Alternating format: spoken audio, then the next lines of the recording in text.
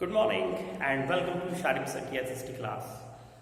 दोस्तों, मैं शारिब जमील एक बार फिर से आपके सामने हाजिर हूँ एक नए टॉपिक के साथ, एक नई एनर्जी के साथ, आपको एक नए टॉपिक को समझाने के लिए, जिसका नाम है एग्रीकल्चर।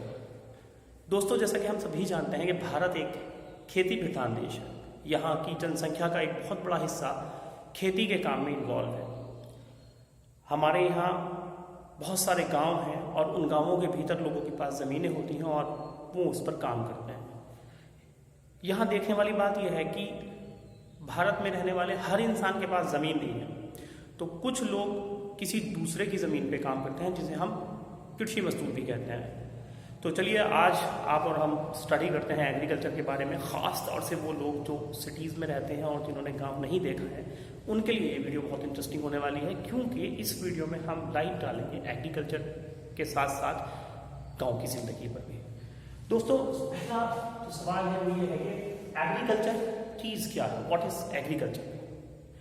दोस्तों, एग्रीकल्चर एक फुल टाइम एक्टिविटी है जिसके अंदर एक किसान अपनी ज़मीन पर, अपने खेत पर, वो छोटा भी हो सकता है, बड़ा भी हो सकता है, फसल उगाने का काम करता है। हम सभी बचपन से ये बात पढ़ते चले आए हैं कि किसान जो फसलें उगाता है उसको खेती या एग्रीकल्चर कहा जाता है। वो फसलें हमारे खाने में काम आती हैं, लेकिन ये इससे कहीं ज़्यादा है। एग्रीकल्चर वो एक्टिविटी है जिसमें किसान अपने खेतों पर फसलें उगाता है, लेकिन डिपेंड ये करता है कि किसान के पास कितना बड़ा खेत है, वो जो खेती करता है वो किस मकसद से करता है, उसके पास कौन कौन से औजार हैं, उसके पास कौन कौन से रिसोर्स हैं, उसकी जेब में कितना पैसा है, हेल्पिंग हैंड्स कितने हैं, ये सब फैक्टर्स काउंट किए जाते हैं जब हम एग्रीकल्चर की बात करते हैं। तो on the basis of all these factors and resources we can classify agriculture into two parts. The first one is subsistence farming.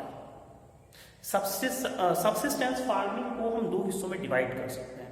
पहला हिस्सा प्रीमिटिव सबसिस्टेंस, दूसरा हिस्सा है एक्सटेंसिव सबसिस्टेंस। ये पहले के दो पार्ट हैं। अभी मैं आपसे बात कर रहा हूँ एग्रीकल्चर के काइंड्स में, जिसमें पहला काइंड है सबसिस्टेंस फार्मिंग, उसके दो भाग हैं, प्रीमिटिव सबसिस्टेंस एंड एक्सटेंसिव। पहले हम इनको समझेंगे, फिर हम जाएंगे दूसरे पार्ट। दोस्तों, जब कोई किसान अपने प्लॉट पर कोई फसल उगाता है, वो इस मकसद से उगाता है कि वो उस फसल को अपने घर पे इस्तेमाल करेगा, अपने खाने में इस्तेमाल करेगा, या उस फसल से कोई दूसरी चीज़ बदल के वो भी अपने इस्तेमाल में लेगा। तो इस प्रकार की खेती को हम प्रीमिटिव सबसिस्टेंस फार्मिंग कहते हैं। ये इसकी क्वालिटी ये है कि ये बहुत बड़े स्केल पे नहीं की जाती। किसान का प्लॉट भी छोटा होता है, उसके पास रिसोर्सेज भी कम होते हैं, उसकी फसल भी कम होती है। शायद यही कारण है कि वो इसको बड़े बाजार ले जाके नहीं बेचना चाहता, वो चाहता है कि वो उसको अपने घर में इस्तेमाल कर ले।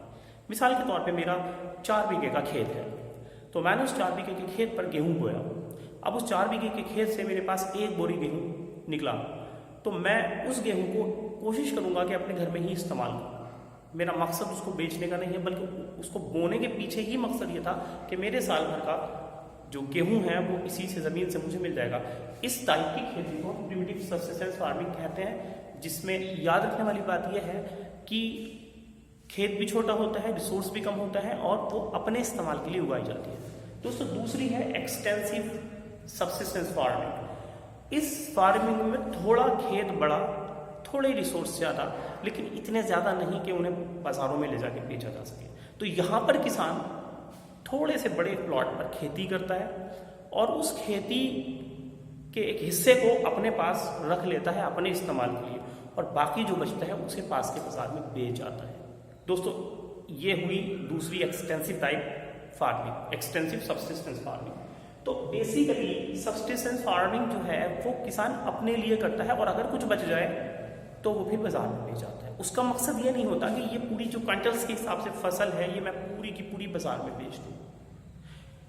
खास तौर से छोटे किसान इस खेती में एंगेज होते हैं, और इससे भी जो कम है, जिनके पास ज़मीन है ही नहीं, वो कृषि मजदूर कहलाते हैं। वो किसी दूसरे बड़े ज़मींदार या बड़े ज़मीन वाले के यहाँ जाके काम कर लेते हैं, उसके बदले में उनको वहाँ बड़े किसान से कुछ फसल, कुछ पैसा दे दिया जाता है।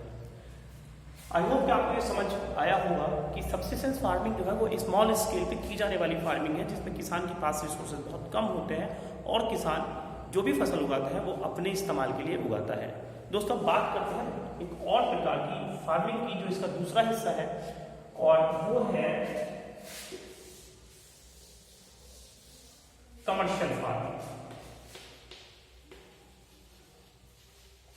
दोस्तों कमर्शियल फार्मिंग बहुत बड़े बड़े प्लॉट्स पर बड़े बड़े ट्रैक्टर्स के साथ, बहुत सारा पेस्टिसाइड्स, बहुत सारे मजदूर, बहुत सारा इन्वेस्टमेंट और बहुत बड़ी फसल, इतनी बड़ी फसल कि उसको नेशनल मार्केट्स और इंटरनेशनल मार्केट्स में बेचा जाए।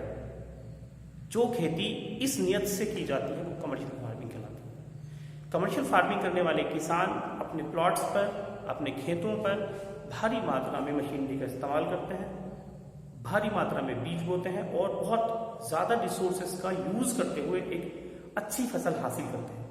वो फसल फिर कटने के बाद बाज़ारों में जाती है, नेशनल इंटरनेशनल मार्केट में बिकती है और इन किसानों को उससे मुनाफा होता है। इस मुनाफे का इस्तेमाल वो अगली फसलों को बोने में और कुछ पैसा सुरक्षित करने में करते हैं।